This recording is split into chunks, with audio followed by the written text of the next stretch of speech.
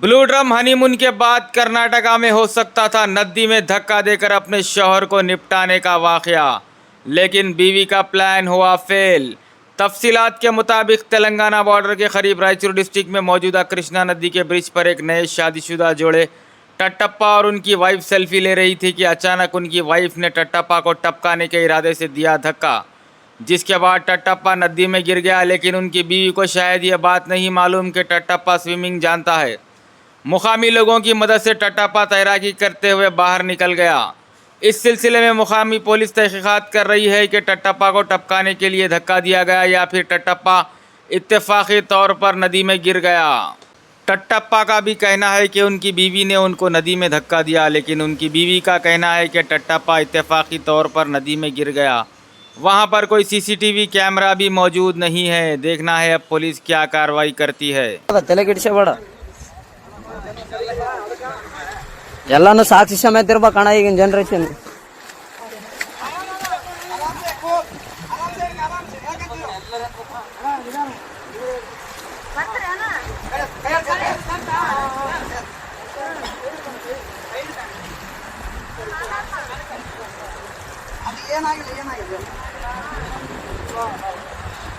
ಅಣ್ಣ ಅಣ್ಣ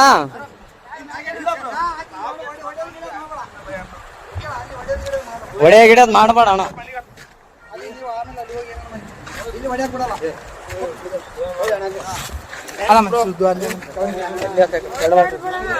ಏನಿಲ್ಲ ಬ್ರೋ, ಅಣ್ಣ ಅಣ್ಣ ಸುಮ್ಮನೆ ಹೊಡೆದಿಲ್ಲ ಬ್ರೋ. ಯಾಕೆ ಹೆಣ್ಮಕ್ಳ ವಿಷಯ ಅಂತ ಎಲ್ಲ ಇಲ್ಲ ಇಲ್ಲ ಬ್ರೋ, ಇದ್ದಿದ್ದೆ ಏನ್ ತಲೆ ಕೆಡ್ಸಬೇಡ. ಏನೇನು ಅಲ್ಲ ಅಣ್ಣ ಹೆಂಗ್ ಬಿದ್ದಣ್ಣ ಆ ಕಡೆ? ಹಾ ನಂಬಿಕೆ ಇದ್ರು ಬ್ರೋ. ಹೆಂಗ್ ಬಿದ್ದೆ? ಯಾಕೆ ದೂಕಿದ್ರ ನೀನ್ ಹೇಗಿದ್ದೆ? ಅಕ್ಕೇನೆ ದೂಕ್ಯ ಬ್ರೋ. ಫೋಟೋ ಐತಿ ನಂದು. ನಿಂತೀವಿ ನಾವಲ್ಲೇ ಯಾವತ್ತು ನಿಂದ್ರಾರಕ್ ನಿಂದ್ರು ಅಂದು.